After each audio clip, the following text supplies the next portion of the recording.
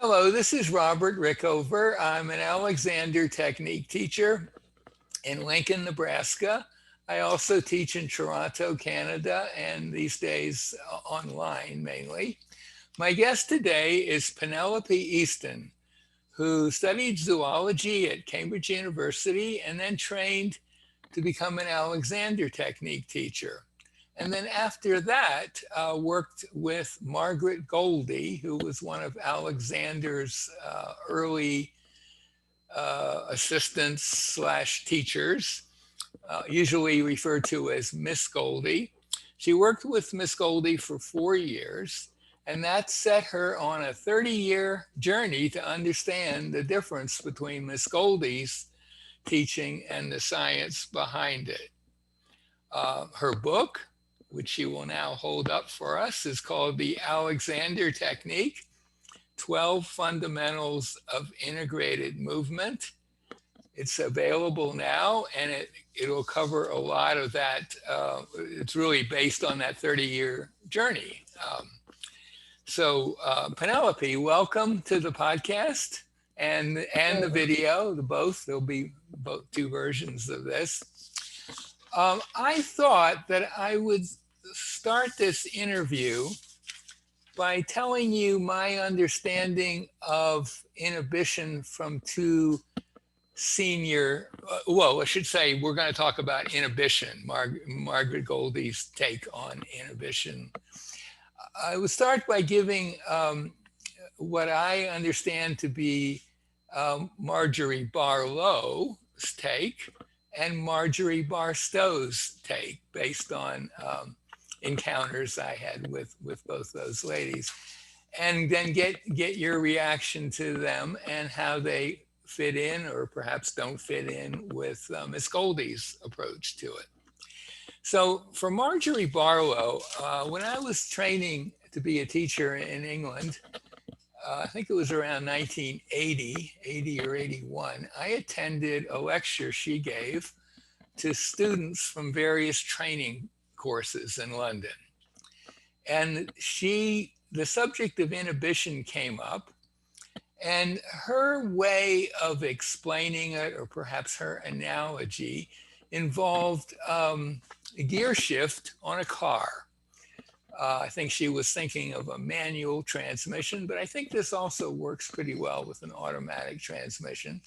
If you are going forward and you decide you want to go backwards, so you go from 1 forward to R reverse, you don't go directly. You go through a zero or a neutral place where you're not going either way. You're just in the middle there, essentially. Kind of the car's doing nothing. If you stayed there, the car would just stop. And she felt that was a useful analogy for inhibition. That pause, that little space between one direction of going or one habit of doing and another. So does that make sense to you? Absolutely. And I was very impressed with that at the time, and I often would use that with my students when I first started teaching. Fast forward about 5 years, I was in a workshop with Marjorie Barstow here in Lincoln, Nebraska. It was in a very large room, kind of an extended huge living room situation in a sorority house. There were possibly 75, 85, maybe more people in the room. It was a lot of people, and Marge. And it was getting kind of towards the end of the morning. And as Marge would often do, she would ask if there were any questions. And up popped a hand, and somebody said, "Marge, how come you never talk about inhibition?" Well, those of us who might have been dozing off or thinking about lunch all sprung to attention because we knew something interesting was going to happen.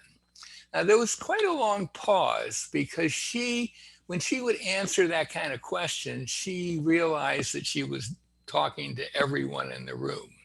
So she was very careful about her responses to questions. And after about 5 seconds, she said, well, that's all I ever talk about. And, people were digesting that because she had, in fact, never used that term, inhibition. And then she went on to say, well, she said, my understanding of inhibition is not doing the thing you don't want to do. And so if you're doing something different, that's, in her view, was inhibition. So perhaps something like, well, my neck is tight, I'm tightening my neck. Maybe if I ask it to be free, that would be doing something else with it, and that would be inhibiting the previous tension. I'm putting words in her mouth, but it got me to thinking about inhibition in a way that it set me off on a kind of thought process of what it really means in practice. And I kind of like automobile analogies. And I was thinking, well, you say you're driving down a 2-lane road and you realized you missed a turn and you need to go back. So what do? You pull over to the side, you slow down, and then you look and see what the traffic situation is. And maybe you don't even stop, but you just make a U-turn and go back the other way. Or maybe if there's cars coming, you come to a complete stop and wait till it was the right time. So it didn't have to be a stop. It could just be a change in direction. Now, I don't know. That's my kind of what I took away from that.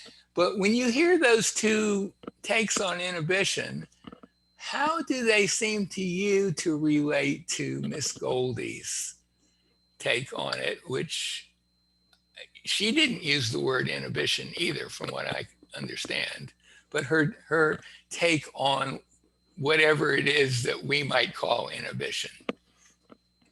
Yes. Well, I think both of those quotes you made, interestingly, I've used the gear analogy with my own students. Whether I heard it from somebody else down the line or whether I made it up, I don't know. I very much like that one. And Marge also saying, actually, there's nothing else I talk about. Both, I think, fit with Goldie, because to Goldie, inhibition was primary. One of the quarrels she had with the training schools was that directions had become primary, and to her, inhibition had become primary. And I think there's a very simple reason about that, which is, to her, the essence of the technique was it was about choice. And I twice interviewed people who had worked with her, and they recalled a moment where they said to Miss Goldie, "Oh, it's about choice then." And Miss Goldie, if she'd been a modern person, she'd have high-fived them. It was like, yes, you got it. So what that gear change illustration describes is not just the stop point, it's a moment of choice. So there you are, wanting to go from one to reverse. You have that pause moment in neutral. You've gone through that neutral point. If suddenly a tractor comes behind you, you can waz it back up into third and zoom away. Right. You actually have a moment of freedom at that point from which you can actually make a new decision. And your one about stopping at the crossroads, realizing you've gone in the wrong way from a car, you actually described the same thing there, that you realized you'd done the wrong thing, missed the turning or whatever, and you slow down and you start to pay attention. And you can make a decision then whether you can do a U-turn or whether you need to draw off. You've got a point of choice again from which you can go in different directions. And that, I think, was very important. And you can only make a real shift of direction if you come to what I learned to call a true stop. Now, I don't think Goldie called it that. She would say stop. This quote is out of Fiona's book, by the way. Stop so that everything comes fully alive. The brain is waiting out for the new direction. And there's another point. She says, you need to stop but you don't go into a trance or go to sleep. No, you're fully alive. You're waiting for what happens next, because I think for a lot of people, a stop is a shutdown. Mm-hmm. And Margaret Farrar, when I was discussing this with her, do you know of her? Sure. She was Yeah. one of my trainers. Yeah. Right, okay. Yeah, she's a lovely woman. And she said to me, I think non-doing has been confused with not doing. Mm-hmm. And I think that's a wonderful quote, because a Mm-hmm. lot of people stop, and they come to a stop, and they've switched off at some level, or they've lost the focus of where they were going. They just, like you're taking a pupil into the chair and you say, no, stop, and the pupil actually just moves. You know Mm-hmm. that one? They can't just, a good trainee you can say stop and they just stop exactly there, but a pupil will usually move. They won't just stop. So a stop is just a stop, is a potentially a stop point, but it is a point in which one keeps focused, one keeps alive, one keeps aware, everything is still toned, and the brain is then waiting out for the new direction. Oh, right, okay, let's go there. And then we can set off again. So Goldie was always, am I making sense so far? Yes, absolutely. Yeah. So Goldie was always talking about coming to quiet. And as I've described before, when we came quiet in her room, it wasn't just sort of a passive place. It was a full embodiment of quiet. And like every part of one's body had to let go of the agendas. Because I think often a bit of us stops, but another part of us is still charged up. But no, every part stopped. And then one came to this sort of embodied, quiet presence with the room. And the room was present to you, and you were present to the room, and you could see everything. And you were aware of her moving around, and she could be by you. She could wander over to her clock and back. And you just stayed quiet. You weren't reacting, but you were waiting for what happened next. And you come to a plane of, do you know Dan Siegel at all? He's a psychotherapist. Have you come No, across any of his books? no. And he wrote a book called The Mindful Therapist. He's very much in league with Stephen Porges and the polyvagal stuff. If Oh, you okay. Mm-hmm. that, Yep. he's Yep. very much in that realm. But his book, The Mindful Therapist, because he makes this distinction between mind and body, which I think is absolutely in parallel with Goldie and with Alexander. Um, so I'm changing tack a little bit here for a moment, but you'll Go see where for it. we're going Yeah. with it. Yeah. Because Delsart, I forget who said this, it might have been Jerome Starring. Delsart separated my spirit and body. I think the old style, you'd got the spirit, you'd got the body, and the spirit inhabited the body while you were alive, and then the spirit was gone. But there was a sense of separation between them. And Alexander's realized that you cannot separate mind and body. They are separate, but yet they're completely inseparable. And there's a paradox there. Right. Right. And then you've got the modern scientist who thinks that everything happens in the brain and consciousness is just a product of the brain. And Siegel says, no, there's the subjective experience, there's the objective experience, and they are separate, but they're indivisible.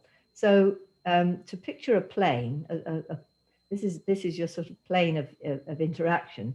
When you have a subjective experience, which might be a thought, I'm going to go and get that apple, and you get a spike of subjective activity. You have a thought, and along with that is a neural spike. You cannot have one without the other, can you? That's very much something we are aware of within the Alexander world, that every thought has a neurological and therefore a physiological and therefore a musculoskeletal corollary. You cannot have one without the other. So if something happens on the subjective side of the line, it also happens on the objective side of the line. So there you are thinking about getting your apple. And immediately, having thought that, the nervous system, of course, begins to prepare you to walk and grab the apple and so on. And now you've gone, even if you haven't moved there's been a shift both in your thinking and in your being, that something has focused in, something has become more of a gearing for action. And Siegel calls that a plateau of probability. So we've gone from an open plane of possibility, which is your place of quiet, in which you can do absolutely anything, and you're open and you're quiet and anything could happen. But the minute your nervous system, you have a thought to which you react, you've gone into this plateau of probability, and the probability then is that you will get the apple. You've lost your complete freedom of choice. You've already, in a sense, committed to, in some sense, to getting the apple. Yeah. Yeah. And then of course you've got that sort of, so you've got a little plateau on the subjective side because you think, yep, I'm going to get that apple. And on the neurological side, you've got all that preparation and they've gone together. And what I call the true stop is actually coming to this plane of possibility where your nervous system is not preparing for anything. It is just open to any possibility. Right. And from reading, you mentioned Fiona Robb, this little book that she wrote. It's a diary of her lessons with Miss Goldie, which I just recently reread. And waiting to get your book. Yeah. Oh, and by the way, Robert, if I can just say, if anyone wants a copy of that, it's very hard to find, but I've got Fiona's email. I have it too, yeah. So she is, it is available from her. It's still available, but you have to know her email, and her email isn't on the internet. Right. Okay. Well, we'll chat afterwards. We'll see, make sure we have the same email. And I would like to just read a bit from Fiona's book. This is kind of her summary of well, not really her summary, her kind of backward look at her lessons with Miss Goldie. And she said, I'll just read this and we can talk about it. It must be emphasized that in relation to stopping, the head, neck, back is secondary. It comes out of the stopping. You don't need to know it, but it's useful to understand it. The practice is in the stopping. The theory flows from your understanding and gleaning of truths which emerge out of the practice. And then just one other sentence, stopping, or not to do, which is a phrase that Miss Goldie used a lot, the not to do, I believe, is the fundamental principle of the Alexander technique and essential for carrying out any considered action within life. Now, I think a lot of Alexander teachers would, and myself included, are taken aback by that. Certainly in my training, I don't know that we ever did talk about inhibition all that much on the training course, to be honest.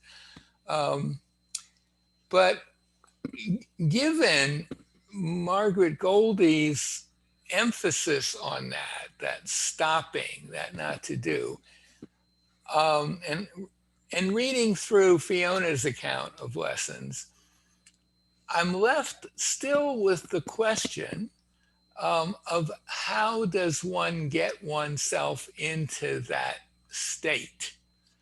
And I've been playing around with some ideas using a kind of direction. For example, I'm stopping as a direction. I'm not doing as a direction. And I've been playing with that, with doing some very simple activities like picking something up from a desk or moving a leg or moving an arm. And it does seem to me that I do things with less gripping intention when I'm in the background thinking to myself, I'm stopping. Now, I don't believe that Miss Goldie ever said that that was the way to go. But the question is, how does one? She emphasizes how important it is to stop, How do you get and there? the question is, how does one stop? Yeah. So I played with directions, kind of directions that would bring that about. Hmm. What would And bring that's a your lovely discovery, but it's not what she would have taught. okay? What would So, she if I say if you could pretend to be Miss Goldie for a second?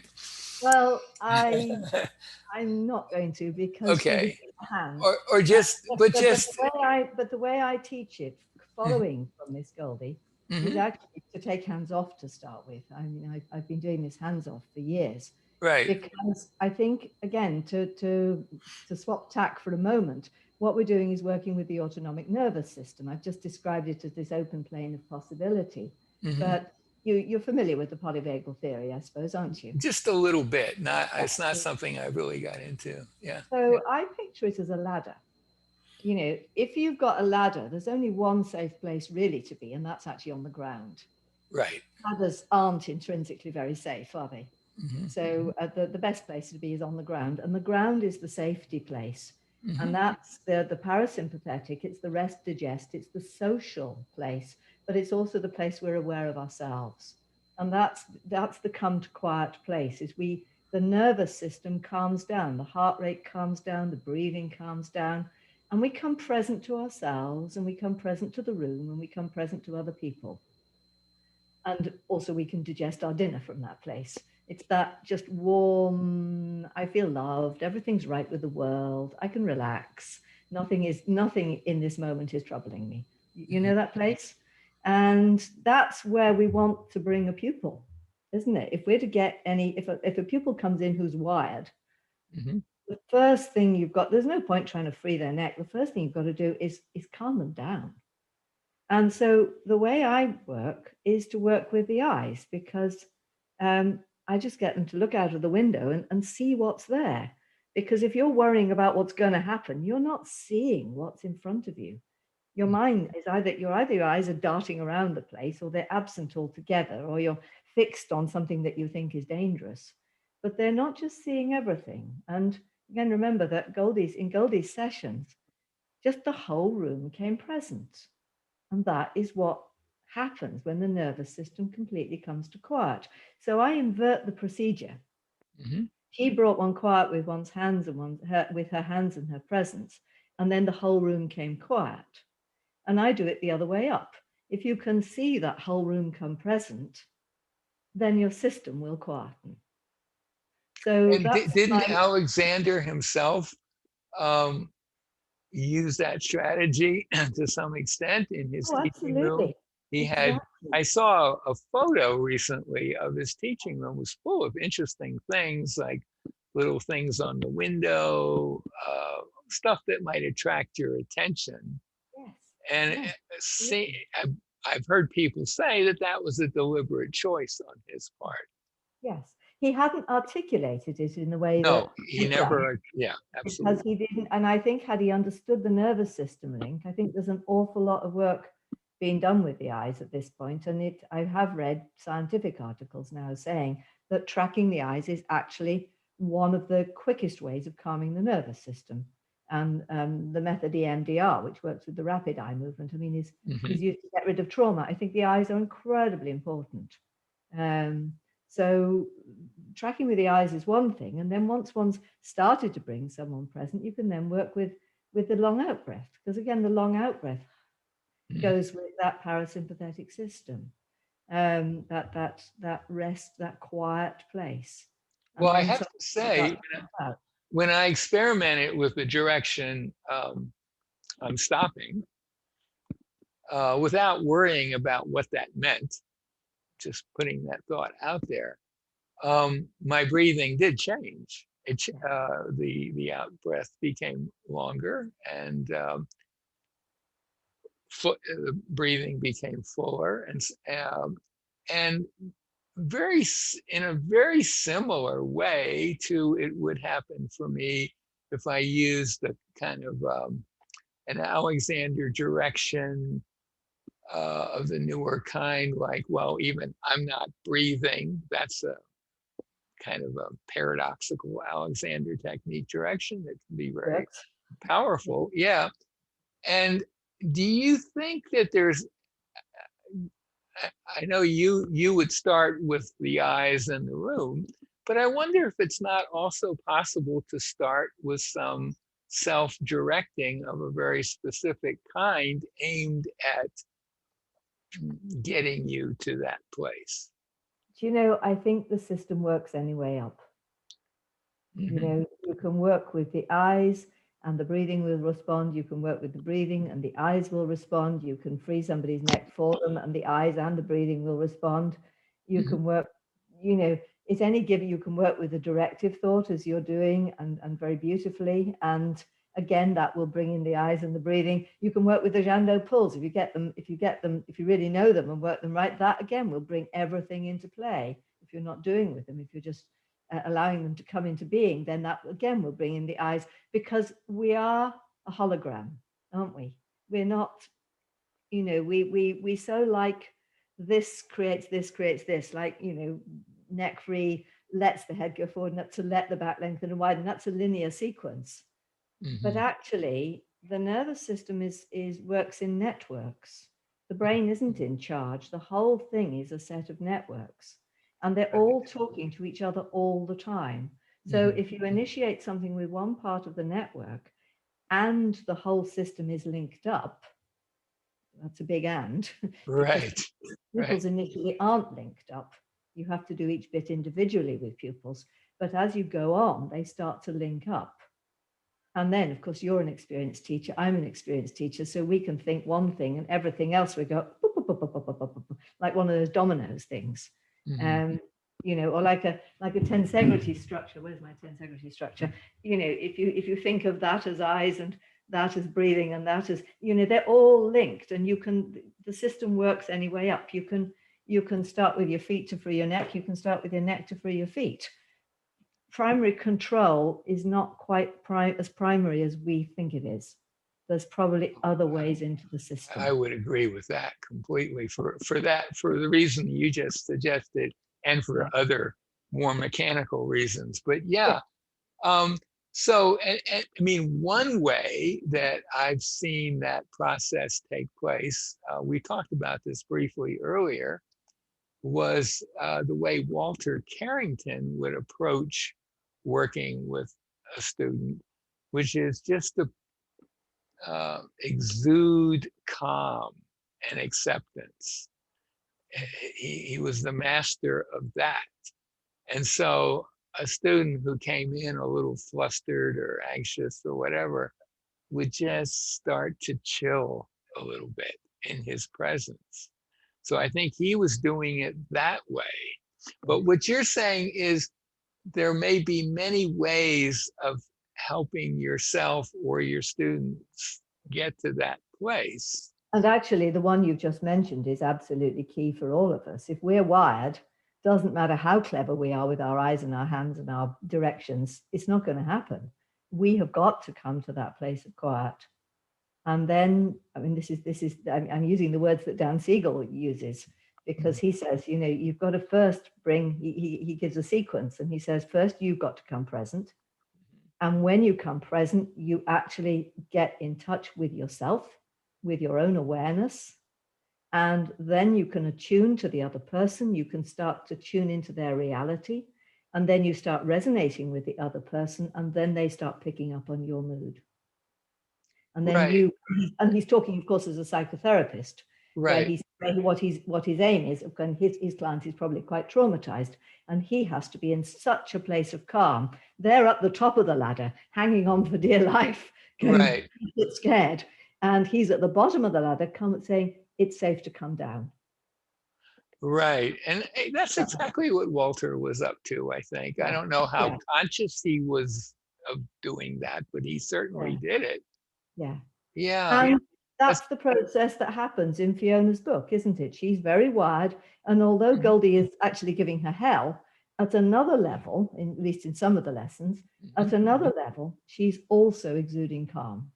So Miss Goldie was a bit more paradoxical than Walter. because Walter was just calm, Mhm. whereas Goldie was calm with spikes.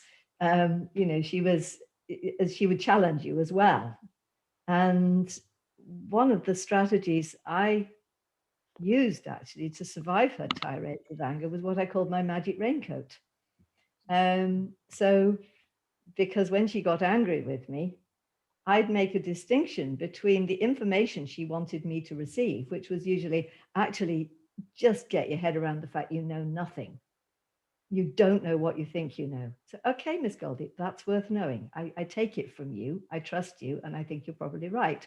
But at the same time, there'd be all this anger coming at me, and it was way disproportionate. So I twigged pretty early on, it wasn't really to do with me. It was her own. And I now understand it as, anger at the whole situation.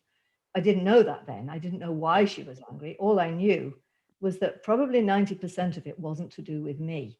So I let that drip off my magic raincoat. Yeah, and the situation that she was upset about was that she felt that, well, none of the training courses were really teaching what Alexander Yeah. discovered. They were kind of almost bypassing the key ingredient, Mm. which we could call inhibition or just stopping or not non-doing. Or the discovery process. Well, yeah, yeah, exactly.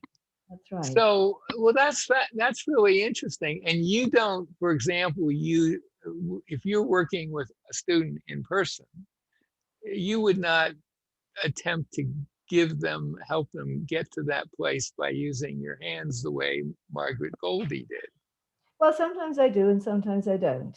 Mhm. I mean, I haven't, like you, I've only worked online for a year now. Right. So I've almost forgotten what it's like. Yeah, I'm sure me I too. haven't. I mean, the No thing is, idea what it's like to teach in person anymore. exactly. I mean, it Yeah, was in the hands, but at this point, I have just used my presence yeah, online and my calm modulated voice, which again is sending messages of safety, and my calm eyes, which are sending messages of safety, and directing them to find the safety in their own room by just seeing it and directing them with breath. So it's all been done with voice and presence and directing them in how to see, how to come present in the last year. But before that, yes, I might put my hands on their breathing and on their rib cage and invite them to just let that out breath happen. I might put my hand on their neck. It would depend on the student. I would, as this hands-off work has developed over the years, I was attempting more and more to see if I could get the pupil to do it for themselves before I put hands, because I think that's more interesting for them. If they do feel that in the lesson they have helped bring themselves to quiet, I think that was very powerful for them. If they were stuck, I'd get to the point where there was a stuck point and then I'd start using my hands, but I'd do as much as I could without. And does that presumably make sense? So yeah. No, it's interesting. Anything else you'd like to say about Miss Goldie's approach to this whole question? well, I think to further explain, just to finish, I think what we've discussed, um, you know, Fiona saying that the head, neck, back comes out of the stopping. That's what this is Alex, back to Alexander's no games that he uses in use of the self, that he, again, is bringing himself to this open plane of possibility. I could speak. No, I'm not going to. I could raise my hand. No, I won't. I could just stand here. And so he's waiting until his nervous system has come to this place of quiet, this place of open plane of possibility. And only from that place of non-preparation does he then give consent. And he has a choice at that point. He could speak, he could raise his hand, he could do something completely different. He's no setup in the nervous system as what he should do next. So he can then choose to speak, or he could choose to sit down. And then when he does so, because he's in this place of quiet, I think the deeper layers of the nervous system of the brain, the parietal regions, the brainstem, the spinal cord, they can bring the muscles into play. And he then finds himself moving and goes, "Oh wow, my head went forward and up." without that being his Probably plan. will. Yeah, that's right. That's what Yeah. Fiona is saying in that quote, that if you really get to that place, and if it would be a good thing for your head to release away from your torso, or however you want to phrase it, that's going to happen. Yeah. And Absolutely. you'll just kind of get that as a gift.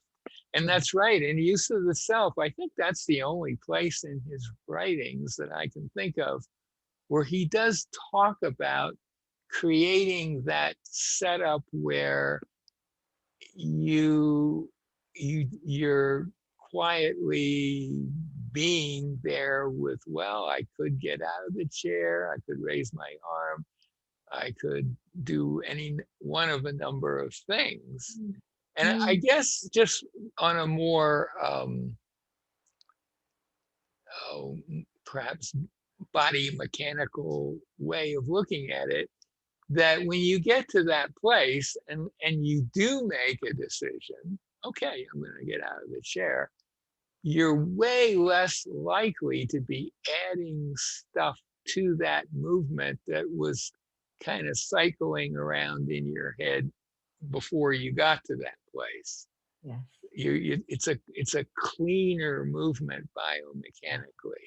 Yeah. So to And come back to what you did, mhm. you were saying you had hold of the pupil's leg and you thought, your directions No, not I to had do it. hold of I was working on Yeah. myself. I wasn't So you even were, working. I was just thinking, well, for example, sitting in a chair, I could right, lift one leg a little bit, right. or even I was really interested in the very beginnings of a lift of a leg. And it was quite amazing that when I said or thought to myself, I'm stopping, and I would, especially one of my two legs, which has been creating some problems of late, that initial, that very beginning movement of lifting it off the floor, not even really getting it off the floor, was different. It was a different movement, and it had a different quality to it. And so I've been playing around just in the last couple of days, because I just finished reading Fiona's book, but just using the direction, I'm stopping. Yeah. And it does seem to be pretty useful. Well, And it's if you're making a proper stop, as it were, if you let go of the agenda of lifting your leg, mhm, because you could think I'm stopping, but you're sort of only partially stopping, as it were. I'm just sort of playing here. right, If you're going to lift your leg and you think, well, I'm stopping, but secretly the agenda to lift the leg is still there, then the nervous system is still engaged. right. Whereas if your stop is a real place of quiet, Well, where you that's what I tried to do. I tried to that's just right, sit there yeah. and just think, well, I'm Yeah. stopping, and now And you could actually do something else. You could move the leg sideways. You could move your arm yeah, instead. You have yeah, that plane of possibility. So you come to that quiet place and then you go, yes, okay. And then different muscles engage, as you say, and something different happens. So that's beautiful. and I compare it to the kind of direction, so for example, a paradoxical negative direction, which would be, okay, I'm not lifting my leg as I lift it. And that's pretty effective at They making are. the movement easier. And it's my sense is, and this is just preliminary because I've just started playing with it, but the advantage of the stopping and bringing that to bear first is that it's dealing with everything you do, not just the lifting of the leg. And it's probably doing some useful things behind the scene that I'm not yet aware of because I've only started exploring That's it. what I was saying at the beginning, that when Miss Goldie brought you to a whole stop, it was your whole body. Right. It wasn't just The you, it wasn't. place where I've had that experience most consistently, not every time, but I've had that experience with cranial sacral work. Yeah. Uh, I've, I've, I've been, there have been times when it was just amazingly, you know, quiet in a way that I was, had not experienced before. So for me, that was a good entry point. Not just quiet, but alive. Because Oh again, yeah, the I was feeling there. that Oh yeah, I you're there, wasn't. Yeah. all of you's there, but not actually doing anything. It's just, Right. I knew listening. that I could do something if I went. I was very present. It Yeah, wasn't, you yeah, worked out of it. yeah. Yeah. Yeah. I think in a sense that's sort of what Goldie was doing and craniosacral, they're very aligned in some ways. It's that Mhm. just the whole body comes alive and present and quiet and open to possibility, and anything could happen next. Yeah. And that's what then happened. Yeah. Well, this might be a good place to bring our conversation to an end, unless there's anything else you want to add. I think we've covered it actually. Yeah. Okay, well, Except my one liner from Erica Whitaker. yes. At any point in anything you are doing, you cannot put it down and go and look out of the window, then you are doing too much. How's that for a challenge? Do you want me to say it again? Yeah, say it one more time. That's a good one.